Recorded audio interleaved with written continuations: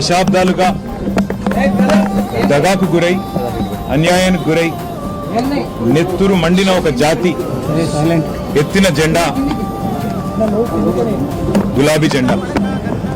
సరిగ్గా 25 సంవత్సరాల కిందట త్యాగాల పునాదుల మీద ఆనాడు తనకు అప్పుడున్న పార్టీ ద్వారా సంక్రమించిన డిప్యూటీ స్పీకర్ పదవికి, శాసన సభ్యత్వానికి, అట్లాగే పార్టీలోని రాష్ట్ర బాధ్యతలకు అన్నిటికీ కూడా గుడ్ బై చెప్పి తెలంగాణ రాష్ట్రం ఏర్పడితేనే ఒక స్వీయ రాజకీయ శక్తిగా తెలంగాణ ప్రజలు ఎదిగితేనే ఈ ప్రాంత సమస్యలకి చరమగీతం పాడొచ్చు, శాశ్వతంగా ఈ ప్రాంతం గతంలో ఏదైతే సిరి సంపదలతో తొలతూగిందో అట్లా మళ్ళీ ఉద్భవించవచ్చు అనే ఆలోచనతో పెద్దలు కేసీఆర్ గారు ఆనాడు 25 వసంతాల కిందట పార్టీని ఏర్పాటు చేసి కొండా లక్ష్మణ్ బాపూజీ గారు ఇచ్చిన ఆశ్రయం జలదృశ్యంలో జెండా ఎత్తిన విషయం మీకు తెలుసు.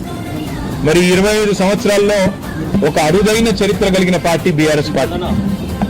మొదటి 14 ఏళ్లు తన పోరాటంతో తెలంగాణ ప్రజలను ఐక్యం చేసి తెలంగాణ జాతిని మొత్తంగా ఎక్కడికక్కడ లక్షల సంఖ్యలో సమీకరిస్తూ వారికి తెలంగాణ రాష్ట్ర ఏర్పాటు ఆవశ్యకతను బోధిస్తూ అంబేద్కర్ గారు చెప్పిన విధంగా బోధించు, సమీకరించు, పోరాడు అన్నట్టుగా అడుగడుగున పోరాటాలు చేస్తూ ఢిల్లీ మెడలు వంచిన పార్టీ ఈ గులాబీ జెండా పార్టీ, ఈ బీఆర్ఎస్ పార్టీ.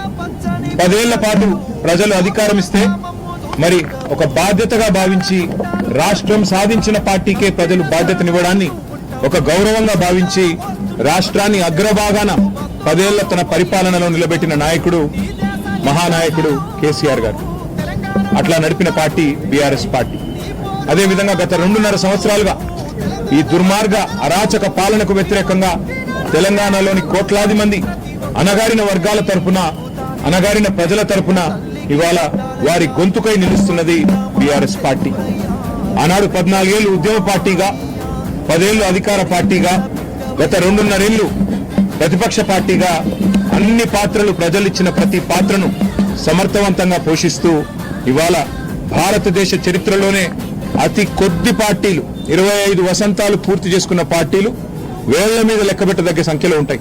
ఆ కోవన చేరింది బీఆర్ఎస్ పార్టీ.